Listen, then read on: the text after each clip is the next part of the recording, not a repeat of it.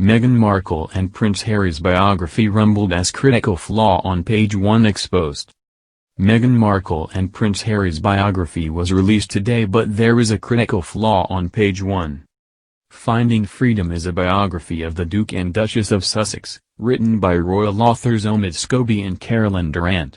While Meghan and Harry insist they have had no involvement in its publication, the authors spoke to several people within the couple's inner circle.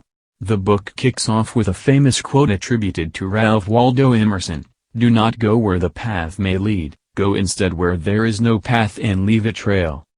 This quote is presumably meant to allude to the Duke and Duchess of Sussex breaking away from the traditional path set out for them and forging their own new life together.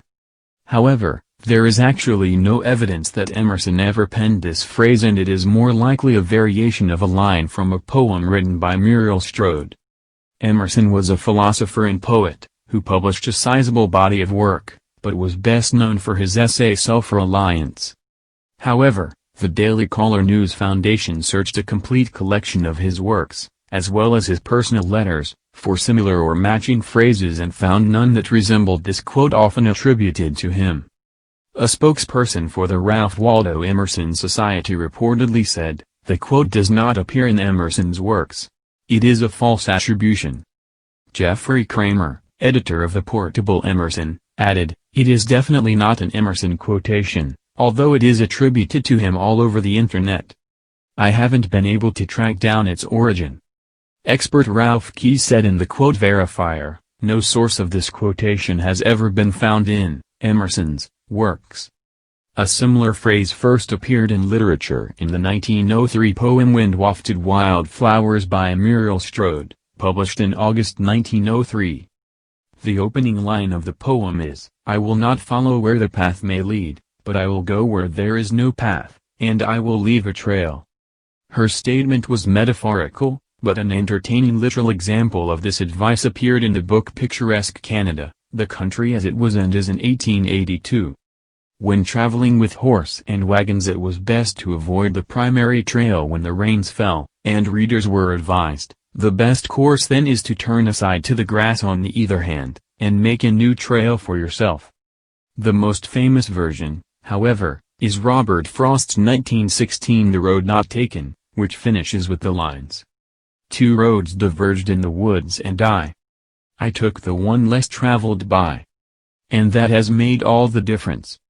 While many have interpreted this to be the poet encouraging people to forge their own paths, this is widely disputed, with many also claiming it is Frost's most misunderstood poem.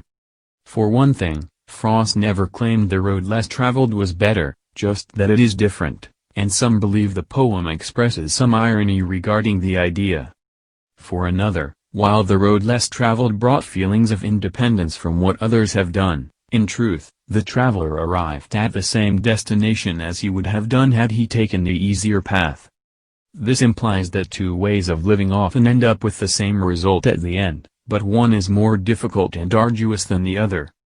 Therefore, one interpretation is that he took the more difficult path, pleased with his own independence, but then just ended up in the same place anyway. Frost's biographer Lawrence Thompson suggested that the poem's narrator is one who habitually wastes energy and regretting any choice made, belatedly but wistfully the signs over the attractive alternative rejected. Mr. Thompson also said that, when introducing the poem in readings, Frost would say the speaker was based on his friend Edward Thomas, who, in his words, was a person who whichever road he went, would be sorry he didn't go the other. The sigh in the final stanza can therefore be interpreted as either an expression of regret or of satisfaction. A New York Times Sunday book review on Brian Hall's 2008 biography Fall of Frost said, "Whichever way they go, they're sure to miss something good on the other path." In this way, there are eerie similarities to the dual interpretation of this poem and the dual interpretation of Meghan and Harry's new life. Some view Megxit as a positive step forward for the couple, while others view it as simply taking the difficult road that does not even get them to a different destination, or indeed that it is simply a result of their feeling that the grass is always greener on the other side.